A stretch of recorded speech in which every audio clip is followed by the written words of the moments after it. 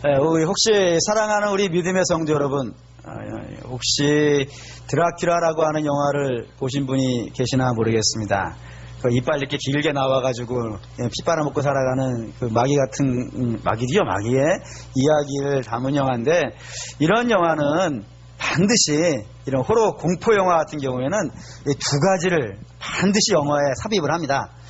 뭐를 삽입을 하냐면, 첫째는 더럽고 악한 마귀를요, 에게 상당히 높은 지위를 줍니다. 상당히 높은 지위를 준다는 말이 무슨 말이냐면, 하나님하고 인간을, 운명을 놓고 하나님하고 이 마귀하고 대적하는 관계로 만들어 놓은 거예요. 물론 끝에 가면은 하나님이 이기는 걸로 나옵니다. 하지만 영화가 끝나는 그 순간까지는 하나님하고 마귀하고 마치 대적할 수 있는 것처럼 악한 신과 선한 신 해가지고 이렇게 치고받고 싸우는 그런 모습으로 이게 그리게 되어져 있더라는 겁니다. 여러분 알다시피 싸움이라는 것은요, 어느 정도 좀 수준이 맞아야 되는 건 아니겠어요. 근데 하나님과 대적할 수 있는 것으로 사단을 그만큼 올려놓는다는 것은 상당히 높은 지위를 준다는 겁니다. 그런 내용이 하나가 있고, 또 하나는 사단의 지위를 굉장히 높이는 것과 더불어서 또 하나가 있어요. 그게 뭐냐면 사람의 지위는요, 굉장히 낮고 천하게 만들어버립니다. 얼마나 낮게 천하고 만들어버리냐면은 이 드라큘라 앞에 사람은요, 이거 복잡한 문제가 되는 거예요. 아무런 힘이 없어요. 그냥 무시당하고 천대당하고 그냥 마치 피나 공급해주는 그런 볼품없는 인간으로 만들어버리더라 이겁니다. 그래서 겨우 할 수 있는 것, 사람이 그 영화에서 겨우 할 수 있는 건 뭐냐면 좁고 어둡고 캄캄한 방에 들어가가지고 그 생마늘이나 침대에 걸어놓는, 그리고 그나마 조금 나오면 십자가 하나 들을 수 있는 그런 아주 부정적이고 볼품없고 가치없는 존재로 만들어버리는 것이 이런 호러 영화, 귀신 나오는 영화의 주로 특징이 되어집니다. 그럼 한번 여러분 생각을 해보시죠. 하나님 외에 하나님을 맞설 수 있는, 하나님과 대항할 수 있는 또 다른 영적인 존재가 있을 수 있을까요? 또 하나는 하나님께 구원받은 성도가 겨우 할 수 있는 것이 마늘 걸고 십자가 들고 귀신 쫓아내기 위해서 어둡고 침침한 방에 숨어 살고 도망 다니는 정도밖에 안 될까요? 성도가 그 정도밖에 안 될까요? 한번 이 문제를 좀 잘 생각해 볼 필요가 있습니다. 분명히 말씀드리지만 하나님하고 맞서 싸울 수 있을 만한 영적인 존재가 이 땅에 없습니다. 뿐만 아니라 하나님에 의해서 구원받은 성도들은 겨우 귀신이나 상대하고 있는 그런 옹졸하고 볼품없는 자들이 아닙니다. 그걸 한번 증명해 보겠습니다. 신명기 30장 15절입니다. 15절 읽을게요. 보라, 내가 오늘 생명과 복과 사망과 화를 내 앞에 두었나니. 우리가 일반적인 우상의 영화라든가 우상 종교에서 나타나는 중요한 특징 중에 하나가 뭐냐면은 이 땅에는 아주 강력한 신이 두 개가 있는 거예요.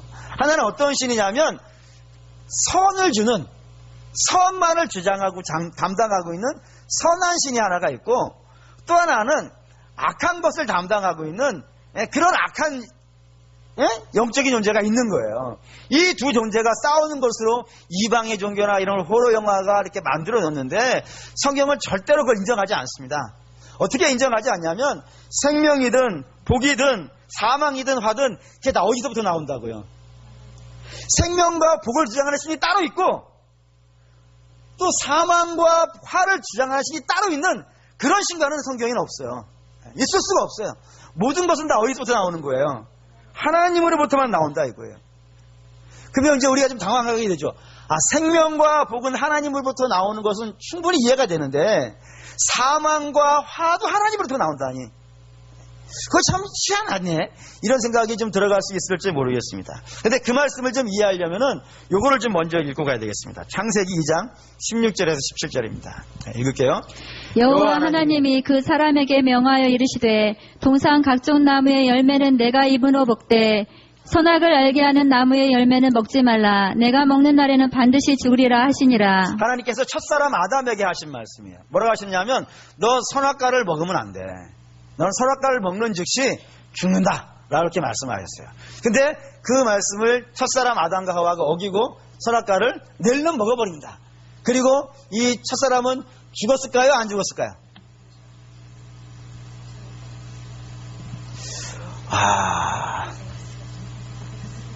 다시 한번 묻을까요? 죽었을까요? 안 죽었을까요? 네, 죽었습니다. 목사님, 어디 그런 구라를 치십니까? 분명히 선악과를 먹고 나서 죽기를커녕 이 첫사람 아담과 하와는 돌아다닙니다. 옷도 입습니다. 그리고 결혼도 하고 애도 낳고 그리고 삽니다. 근데 어디 죽었다 그러십니까? 목사님이 보는 성경과 제가 보는 성경이 좀 다릅니까? 라고 그렇게 말씀하실 수 있겠죠? 근데 그렇게 말씀하실 수 있는 이유는 뭐 때문이냐면 성경이 말하고 있는 생명과 성경이 말하고 있는 죽음을 아직 성경적인 관점에서 이해를 못하기 때문입니다. 성경이 말하는 죽음이라는 것은 단순히 육체의 활동이 멈춘 것, 그 정도의 의미가 아닙니다. 성경에서 사망이라고 얘기할 때는 무엇을 사망이라고 이야기하냐면 생명의 근원된 하나님과의 관계가요, 끊어진 자를 사망이라 그러는 거예요. 그럼 반대, 생명은 뭘까요? 생명된 하나님과 연결되어져 있는 자예요. 그러니까 하나님과의 관계 속에서 생명이 나오고 하나님과의 관계 속에서 사망이 등장하는, 사단이 끼는 게 아니라니까요. 예를 들면 이런 겁니다. 우리가 교회를 건축하고 나서 저 농구대 옆에다가 감나무 하나를 심었습니다. 근데 그 감나무를 심을 때 그냥 삐쩍 고른 이파리 하나도 없는 거를 심었어요. 그래서 저는 다른 거는 이제 다 잎이 피고 꽃이 피고 그러는데 걔 하나가 1년이 지나고 2년이 지나고 3년이 지나도 감은 고사하고 잎도 하나 안 피는 거예요. 그래가지고 아주 근심이 됐어요. 왜냐하면 보기가 안 좋잖아요. 다 푸르는데 걔 하나만 그러고 있으니까요. 그래서 저는 결심을 했죠. 쟤는 죽은 거야. 죽지 않고서야 내가 날마다 가서 기도해 주는데 얘가 이파리를 안 낼 리가 있나. 얘는 죽은 거야. 그래가지고 우리 교회에 이제 나무를 잘 보시는 집사님들이 계시는데 그 집사님께 여쭈었어요. 이 나무는 죽은 나무입니다. 뽑아버려 주십시오. 라고 얘기했죠. 그랬더니 집사님이 이렇게 보시는 거예요. 이렇게 보고 저렇게 보고 막 보시더니 하시는 말씀이 뭐냐면 이 나무는 산나무라 이거예요. 산나무기 때문에 이 가지에 반드시 꽃이 핀다 이거예요. 걱정하지 마시라는 거예요. 그래서 제가 그랬죠. 속으로, 겉으로는 얘기 안 하고 속으로만 이렇게 얘기했어요. 집사님이 나보다 모르네. 얘는 지금 제가 얼마나 애를 쓰고 기도했는데도 아무것도 안 나오는데 그래서 뭐 제가 뽑을 수 있는 힘이 없으니까 냅뒀죠. 근데 이게 1년이 지나고 2년이 지났는데 폈을까요? 안 폈을까요? 안 폈어요. 안 폈어요. 그러니까 문제가 된 거예요. 그래서 정말 저거를 뽑아보고 싶은 마음이 굴뚝 같아가지고 뽑아야지 하는 그 해에 걔가 꽃이 펴버렸단 말이에요. 그리고 그 꽃 끝에 어마어마하게 큰 감이 지난 작년에 열렸어요. 올해 아마 더 크게 열릴 것 같아요. 그때 알았어요. 산나무에 붙어있는 가지에는요, 지금은 당장은 볼품 없을 수도 있어요. 지금 당장은 시원치 않을 수도 있어요. 우리의 눈으로 바라볼 때는 저게 과연 되겠나? 라고 생각할 수도 있을지 모르겠어요. 하지만 산나무에 붙어있는 가지라면요, 그리스도에게 붙어있는 가지라면요, 살아계신 하나님이 붙잡으신 자라면요, 반드시 거기에는 아름다운 열매가 때를 따라 시절을 쫓아 맺힐 줄 믿습니다. 그게 산나무인 거예요. 반면에 지금 당장 그 나무에 잎이 피어있고 꽃이 피어있고 심지어는요 감까지도 크게 열려있다 하더라도 그 나무에서 잘려져 나가 있는 가지라면요, 그건 산거에 죽은 거예요. 그건 죽은 거예요. 지금 당장은 괜찮을지 모르겠어요. 지금 당장은 보기 좋을지 모르겠어요. 하지만 나무에게서 떨어져 나간 가지는 반드시 죽은 가지가 되는 겁니다. 그런 관점으로 보시라고요. 그런 관점에서 신명기 30장 15절 말씀을 보면 생명과 복과 사망과 화가 하나님이 주시는 거라고 되어 있는 것은 하나님으로부터만 이게 나온다 이거예요. 선을 주장하는 신이 따로 있고 화를 주장하는 신이 따로 있는 것이 아니라 모든 것이 하나님과의 관계에서 하나님으로부터만 나올 수 있는 것이라는 것. 영적인 다른 존재가 있는 것이 아니라 하나님만이 하나님이라는 사실을 이야기하는 내용이 되어진다 이겁니다. 그렇기 때문에 성도가 이 세상에서 제일 무서워야 되는 건 뭘까요? 성도가 이 세상에서 무서워할 만한 것들이 여러 가지 있어요. 사실은 뭐 귀신도 만만치 않은 문제가 될 것이고 인생의 실패도 만만치 않은 문제입니다. 어려운 문제인 건 틀림이 없어요. 그리고 그런 것들이 우리에게 안 왔으면 좋겠는 것은 말할 것도 없어요. 근데 그런 것이 아무리 강하고 힘이 있다 하더라도 그거는 문제가 안 되는 거예요. 성도가 이 땅에서 정말로 두려워해야 되는 것은 하나님과 내가 갈라서는 거예요. 하나님과 내가 떨어져 가는 거예요. 그러면 하나님과 우리가 언제 갈라서게 될까요? 그렇죠? 하나님과 우리 사이에 죄가 놓이게 되어진다면은 갈라지게 되는 거예요. 갈라지게 되는 거예요. 하나님은 아무리 작은 죄라 하더라도요, 그 죄를 절대로 용납하시는 분이 아닙니다. 하나님은 아무리 작은 죄라 하더라도 그 죄를 보는 즉시요, 돌진하시는 분이라 그랬고, 공격하시는 분이라 그랬고, 심판하시는 분이라고 되어져 있다 이겁니다. 그렇기 때문에 그 죄 있는 인생의 결과는, 하나님과 분리되어져 있는 인생의 결과는 그것이 무엇이든지 간에, 그것이 누구이든지 간에 관계없이 그 끝이 뭐로 가는 거예요? 예, 사망으로 갈 수밖에 없는 거예요. 성경은 이렇게 씁니다. 창세기 3장 14절에서 19절입니다. 읽을게요. 여호와 하나님이 뱀에게 이르시되 내가 이렇게 하였으니 내가 모든 가축과 들의 모든 짐승보다 더욱 저주를 받아 배로 다니고 살아있는 동안 흙을 먹을지니라. 내가 너로 여자와 원수가 되게 하고 내 후손도 여자의 후손과 원수가 되게 하리니 여자의 후손은 내 머리를 상하게 할 것이요 너는 그의 발꿈치를 상하게 할 것이니라 하시고, 또 여자에게 이르시되 내가 내게 임신하는 고통을 크게 더하리니 내가 수고하고 자식을 낳을 것이며 너는 남편을 원하고 남편은 너를 다스릴 것이니라 하시고, 아담에게 이르시되 내가 내 아내의 말을 듣고 내가 네게 먹지 말라 한 나무의 열매를 먹었은즉 땅은 너로 말미암아 저주를 받고 너는 내 평생에 수고하여야 그 소산을 먹으리라. 땅이 내게 가시덤불과 엉겅퀴를 낼 것이라. 내가 먹을 것은 밭의 채소인즉 내가 흙으로 돌아갈 때까지 얼굴에 땀을 흘려야 먹을 것을 먹으리니 네가 그것에서 취함을 입었음이라. 너는 흙이니 흙으로 돌아갈 것이니라 하시니라. 이게 무슨 말이냐면, 선악과로 인하여서 범죄한 자들에게 하나님께서 뭐 하시는 거예요? 심판하시는 장면이에요. 이 장면에서 중요한 장면들이 쭉 여러 가지 있지만 제가 오늘 말씀드리려는 것은, 사단은 여기서 뭐로 나오는 거예요? 사망과 고통과 를 주는 자가 아니고요, 하나님께 심판을 받는 자라니까요. 하나님이 그에게 너는 종신토록 배로 기어다녀야 될 것이고 너는 흙을 먹고 살아야 될 것이고 너는 여자의 후손이 네 머리를 밟아버릴 것이라고 심판받는 자예요. 그러니까 우리에게 뭘 갖고 오는 자가 아니라니까요.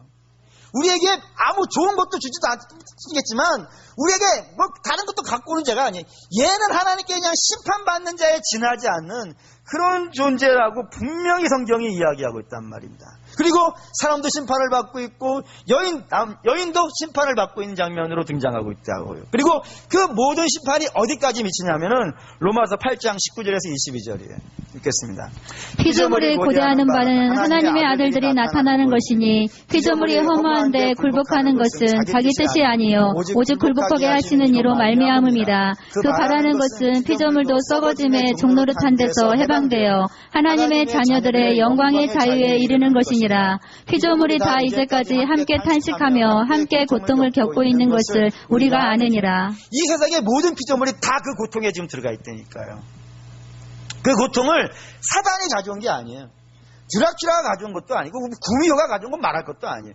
그런 것들이 갖고 오는 것이 아니라 이 땅에 죄가 들어오니까 하나님과의 분리가 되어졌고, 하나님과 분리되어진 자는 반드시 어디로 간다는 얘기예요? 다 망한다고요. 다 부서진다고요. 다 파괴되어진다고요. 마치 이런 겁니다. 냉장고가 있어요. 최신식 냉장고. 오늘 방금 어제 나온 냉장고를 사왔어요. 그리고 그 안에다가 아름다운 음식들을 잔뜩 넣어놨는데 그거를 플러그를 꽂지 않은 거예요. 어떻게 되겠습니까?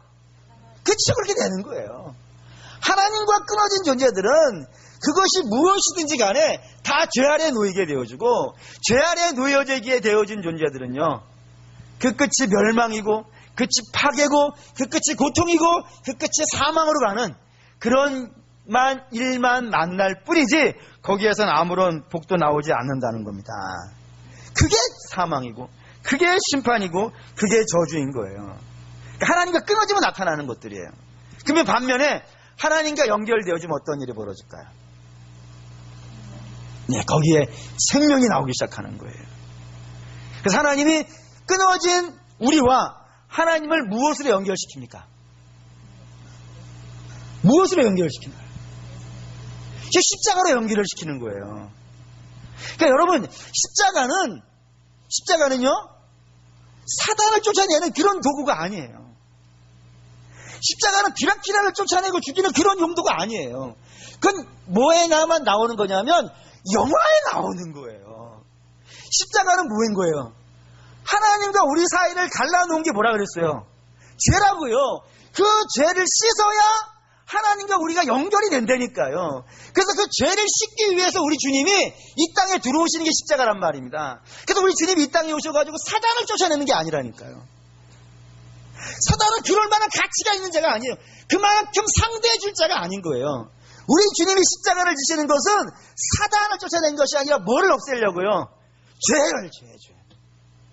죄를 도말하려고요. 그러니까 죄가 없어지면 어떻게 됩니다? 에베소 2장 14절에서 16절 읽을게요.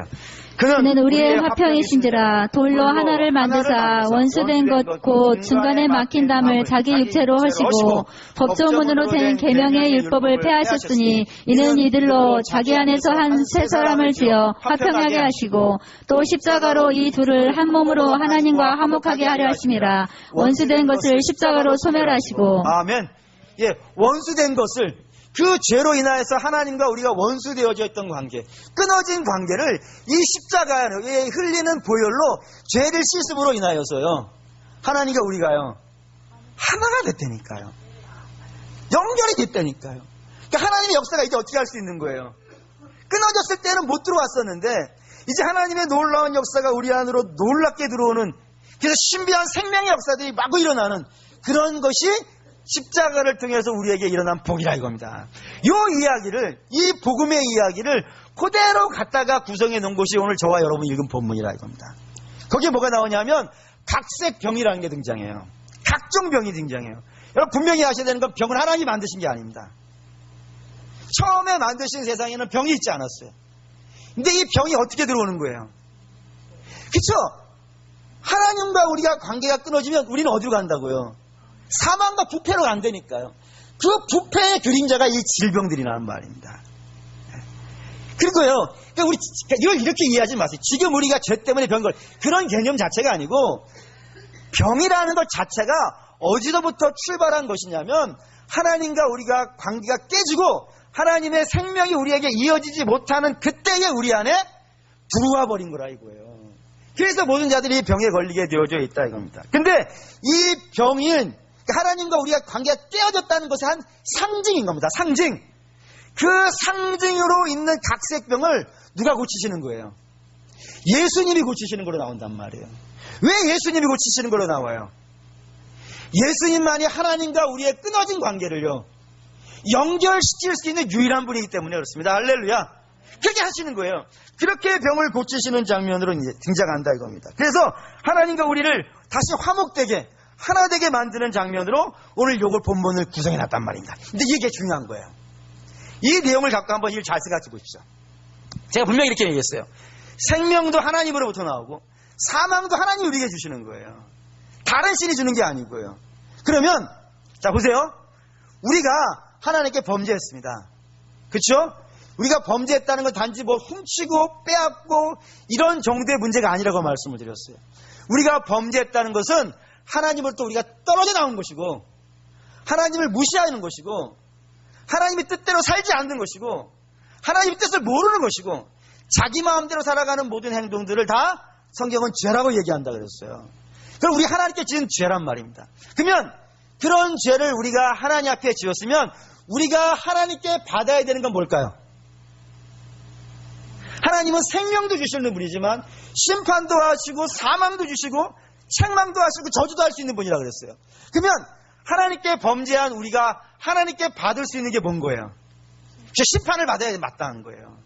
우리 심판을 받아야 마땅한 자들이라고요.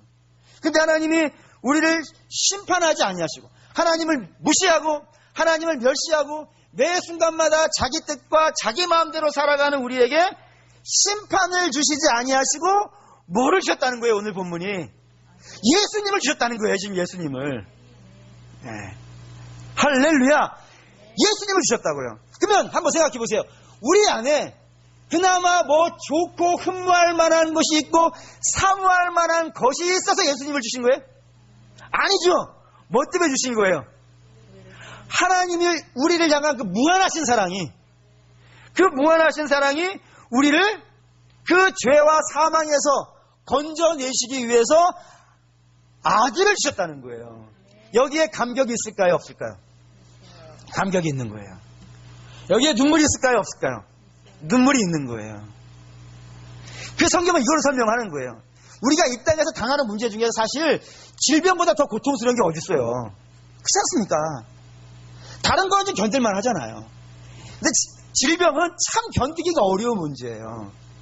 힘든 문제라고요. 가장 인생이 죽는 것 빼놓고 가장 인생이 살면서 고통스러운 것이 질병인 거예요. 근데 그 질병에서 건져내는 거로 이걸 설명하는 거예요. 우리 주님의 역할을. 예? 그 질병에서 건져냈으니까 이 질병에서 건진받은 사람은 그 마음과 심령의 상태가 어떻겠어요? 즐거운 거예요. 행복한 거라니까요. 복된 거라니까요.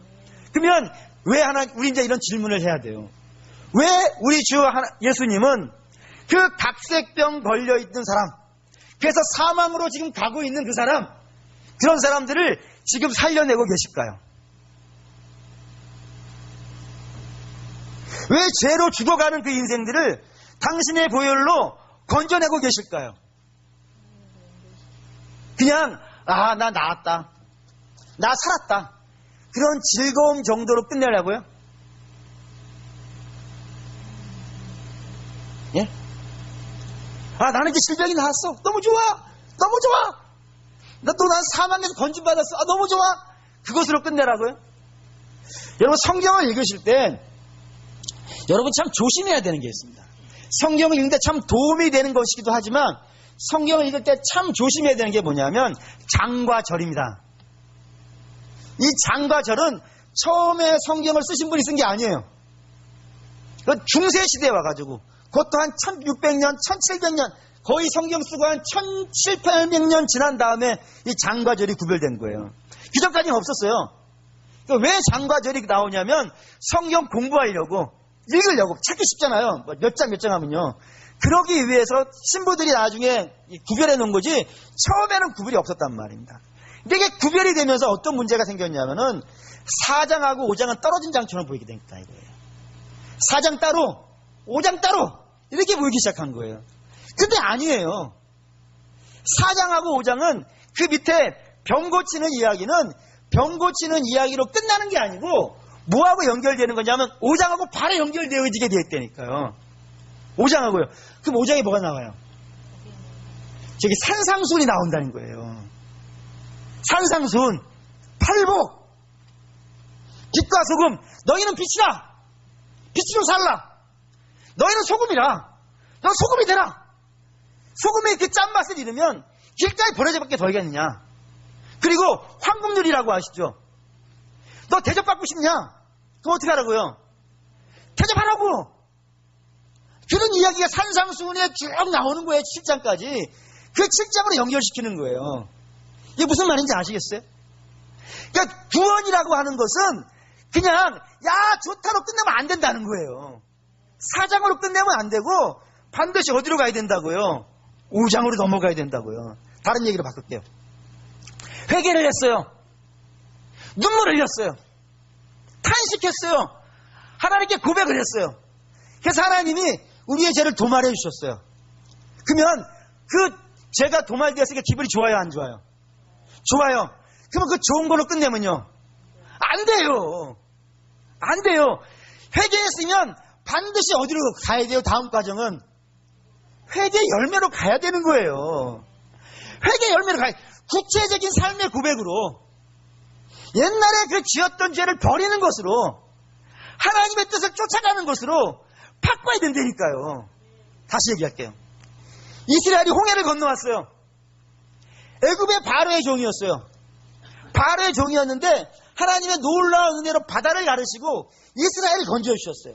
그리고 이스라엘을 다시 잡아와서 종살이 시키려고 했던 바로의 군대는요, 그 강 바다에다가 하나님이 쳐 넣어 버리셨어요. 기분이 좋아요, 안 좋아요? 좋죠. 좋잖아요. 그러니까 좋으니까 다시 거기 있을까요? 계속 거기 있을까요? 바닷가에서 그냥 바다만 바라보면서 주님 너무 좋습니다, 여기 계속 해주세요, 이러면 되겠어요, 안 되겠어요? 안 돼요. 이스라엘이 어떻게 해야 돼요? 바다를 등지고 어디로 가야 돼요? 가나안으로 가야 돼요. 가나안으로 가는 길이 광야예요. 힘들어요. 물 하나 없어요. 그래도 어떻게 해야 되는 거예요? 가야 되는 거예요. 성도는 다음 과정이 있다고요. 구원받으면. 구원으로 끝나는 게 아니에요. 우리 주님이 당신의 아들을 죽이면서 우리를 그 사망에서 건져낸 것은 그냥 사망에서 건진받은 그 자리에서 아 좋다 너무 행복하다, 그것으로 눈물을 흘리고 끝내라는 것이 아니고 다음으로 갈 과정의 한 중간 지점이었다 이거예요. 5장으로 가기 위한. 근데 문제는 말이죠, 우리가 이걸 자꾸 놓치는 거예요. 특별히 우리 종교회가 이걸 잘 놓쳐요. 어떻게 놓치냐면 구원의 감격과 그 구원받은 자의 다음에 살아가야 될 삶을요, 연결시키지 못하는 거예요. 그래서 회개하면, 눈물 흘리면 그것으로 끝난 거예요. 그리고 집에 돌아가서는요, 그대로 있는 거예요. 그리고 그 죄를 다시 그 교회로 가져와 가지고요, 눈물 흘리고 탄식하는 것으로 그 끝내버리는 거예요. 집에 돌아가면요, 또 그대로이고요. 그래서 신앙을 뭘로 이해했냐면 우는 거로만 연결시키는 거예요. 하나님 만나는 것도 이제 우는 거로 끝나는 거예요. 그 하나님 만난 거예요, 그걸로. 여러분, 신앙이라는 것은 내 감정의 카타르시스가 아니에요. 그냥 내 기분 좋으라고, 내 마음 편안하라고 그렇게 하는 게 신앙이 아니에요. 근데 우리 자꾸 여기에 머물러 있더라는 겁니다. 우는 것으로, 그리고 종교적인 활동으로, 그리고 그냥 내게 어떤 불행과 그런 것들이 안 오는 정도로, 그리고 그냥 기쁘고 감사한 정도로 신앙을 그렇게 끝내버리는 거예요. 그 다음 과정으로 회개의 구체적인 열매를 맺는 것으로 하나님이 나가라고 하는 방향으로는요, 잘 가지 못하고 그런 거예요. 그래서 세상에서 바라보면은 회개의 열매가 없으니까 이 사람이 진짜로 회개를 했는가 안 했는가 이렇게 헷갈리는 상태가 되어버린 거예요. 그런 일들이 좀 비일비재하지 않습니까? 지난주에도 그런 일이 있었어요. 지난주에 저를 가장 충격에 빠뜨린, 좀 몸이 안 좋아서 좀 며칠 쉬었는데 가장 충격에 빠뜨린 장면이 뭐였냐면, 돈봉투 사건으로 현직에서 물러난 검사가 간증을 하는 걸 봤어요. 거기에 분명히 이런 거 나와요. 나는 죄인이라고요. 그리고 이 죄를 예수 그리스도의 보혈이 씻어주었다고 분명히 고백하면서 눈물을 흘려요. 근데 그게 끝인 거예요. 그래, 열받은 사람이 하나 등장한 거예요. 한 여검사가 저 사람은 나를 성추행했던 사람이라고. 그러면 그 다음에 나와야 되는 건 두 가지 중에 하나인 거예요. 나는 아니다, 나 나오든지, 아니면 가서 그 여검사가 나를 용서해 줄 때까지 무릎 꿇고 빌겠다, 이게 나와야 되는데 겨우 한 말이 뭐예요? 기억이 안 나요. 그러니까 아니, 예수 그리스도 앞에서 그렇게 자기 죄를 고백하고 나서 겨우 한 말이 그거밖에 없습니까? 우리의 모습이 그런 거 아닌가요? 하나님 앞에서는 마치 죄인인 것처럼 눈물 흘리지만 밖에 나가서는 아닌 것처럼, 이런 모습으로 있기 때문에 우리의 신앙이 참 조롱받는 시절이 됐어요. 여러분, 신앙이라는 것은 그냥 울고 마는 게 아니에요.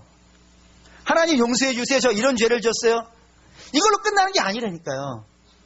그 다음이 있다니까요. 그 다음 과정이 있어요. 그 다음 과정이 좀 힘들 수도 있어요. 보시면 알겠지만 산상순에 나오는 것들 만만치 않아요. 만만치 않아서 하다가 넘어질 수도 있어요. 실수할 수도 있고 또 자빠질 수도 있어요. 근데 하나님이 그런 사람들에게 회개하라 그러는 거예요. 여러분, 회개하라고 하는 말은요, 누구에게 하는 말인지 아십니까? 가야 될 사람이 안 가고 있기 때문에 하는 거예요.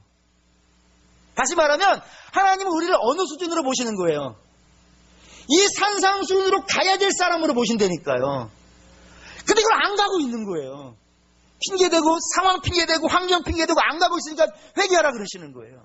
하나님의 기대라니까요. 그게 기대가 없으면 회개란 말도 안 해요. 그렇지 않습니까? 여러분, 공부가 끝난 학생이 공부하라 합니까? 안 하잖아요. 지금 공부해가지고 다음에 좀 더 나은 실력을 쌓을 수 있는 사람이 공부하라 그러는 거예요.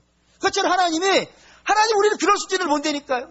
그냥 침대에다가 마늘 걸어놓고 있는 귀신이나 쫓아내는 정도가 아니라 산상수훈의 세계로 가갈 수 있도록, 하다가 넘어지더라도 다시 일어나서 주님 용서해 주십시오, 다시 이 길을 좀 걸어갈 수 있게 해주십시오, 도와주십시오라고 하면서 오늘도 울면서 그 길을 갈 수 있는 그런 사람으로 우리를 부르셨다고요. 근데 그 길을 안 가는 거예요. 그 길을 안 가는 거예요.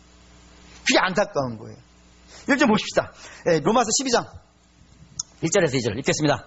그러므로 형제들아 내가 하나님의 모든 자비하심으로 너희를 권하노니 너희 몸을 하나님이 기뻐하시는 거룩한 산제물로 드리라. 이는 너희가 드릴 영적 예배니라. 너희는 이 세대를 본받지 말고 오직 마음을 새롭게 함으로 변화를 받아 하나님의 선하시고 기뻐하시고 온전하신 뜻이 무엇인지 분별하도록 하라. 여기 중요한 단어가 그러므로라는 단어를 먼저 이해하셔야 돼요. 12장 1절에 등장하는 그러므로라고 하는 단어는 이 12장 1절부터 시작되는 새로운 이야기가 아니라는 얘기예요. 그 앞에 어떤 이야기가 있어요. 어떤 이야기를 받아온 거냐면 11장 36절입니다. 읽습니다. 이는 만물이 주에게서 나오고 주로 말미암고 주에게로 돌아감이라. 그에게 영광이 세세 있을지어다. 아멘. 만물이 그에게 나온다니까요. 만물이라는 것은 생명도 만물이고 거기 사망도 만물이에요. 이 땅의 모든 것은 하나님이 아니면 허락이 되지 않는 거예요. 이 모든 것들의 주인이 하나님이라는 사실을, 다른 영적인 존재가 없어요. 우리에게 화를 가져오거나 우리의 복을 가져오는 다른 존재가 있잖아요. 하나님만이 우리에게 그걸 가져오시는 분이에요. 그런 분이 있다는 사실에 대해서 아멘한 자예요. 아멘한 자. 그 아멘한 자는 어떻게 하라고요? 12장 1절에 너희는 산제물이 되라고요. 산제물이 뭔지 아시겠죠? 산제물은 죽은 제물이 아니라는 거예요. 죽은 제물은 어떤 거죠? 죽은 제물은 움직이지 않아요. 그렇잖아요. 죽어 있으니까 움직이지 않아요. 거기다 갖다 놓으면 그대로 있는 게 죽은 제물이에요. 그건 썩어갈 거예요. 산제물은요, 돌아다닌다니까요. 돌아다닌다니까요. 가는 곳곳마다 제물이 되라고. 그게 성도예요. 그게 어떤 제물이냐면은 너희는 이 세대를 본받지 말고 마음을 새롭게 함으로 변화를 받아 하나님의 선하시고 기뻐하시고 온전하신 뜻이 무엇인지 분별하라고요. 분별해서 그 길로 가라고요. 너희는 그렇게 부름받았다 이거예요. 죽인 자는 못 가요. 사망에 묶여있는 자는 못 가는 거예요. 오로지 누구만이 가냐면 그리스도가 머리가 되어지고 우리가 그의 몸이 된 자들, 그렇게 부름받았다니까요.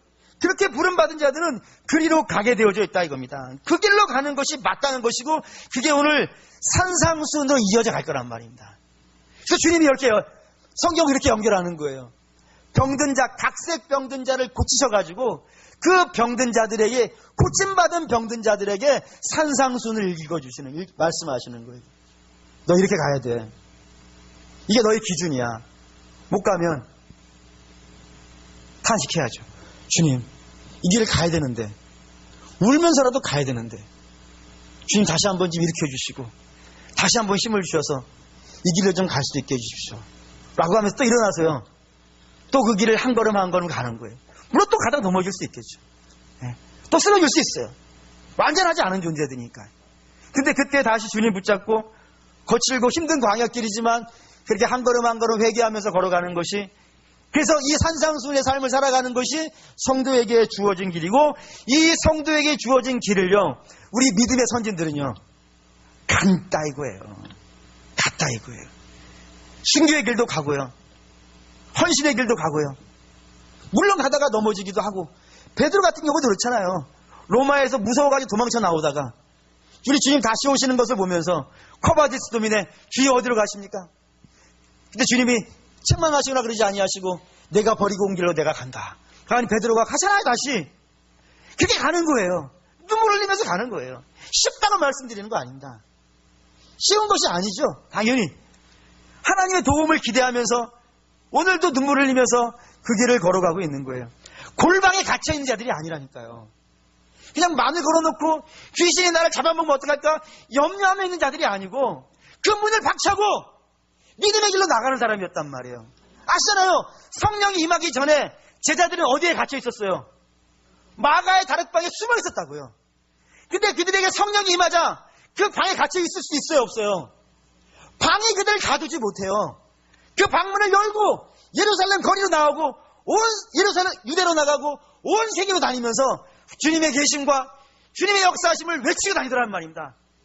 그게 성도들이 갔던 길이고, 그런 길을 가는 성도들에게 하나님 만나를 공급하시고 메추라기를 공급하시고 반석에서 물을 뽑아내시면서 그들을 가나안까지 도달할 수 있도록요 불기둥과 구름기둥으로 인도했더라는 겁니다.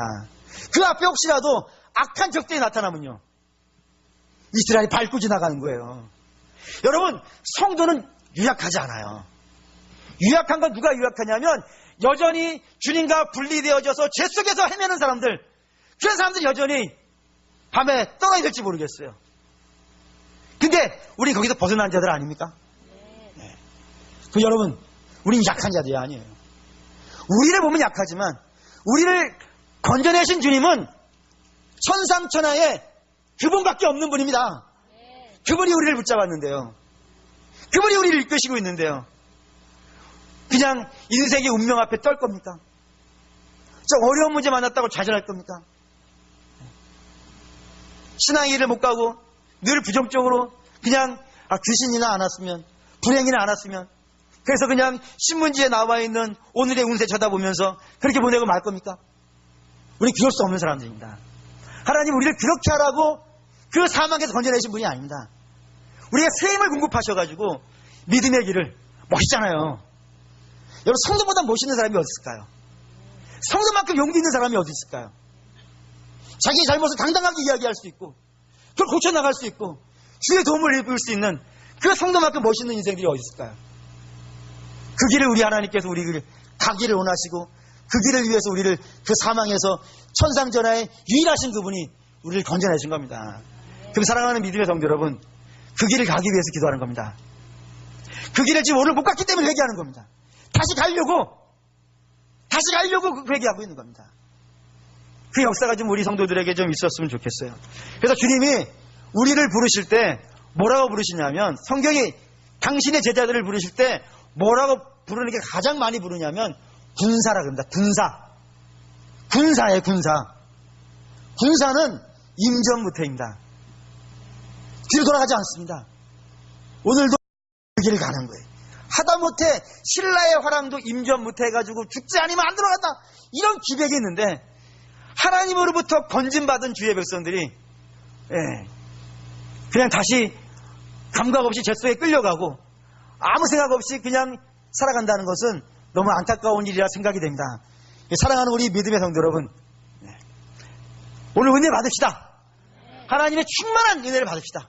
그래서 그 충만한 은혜 속에서 여러분들에게 주어진 믿음의 길을, 여러분에게 주어진 십자가를 지시고 용기 있게 걸어가시는 저와 여러분 되시기를 주의 이름으로 축원합니다.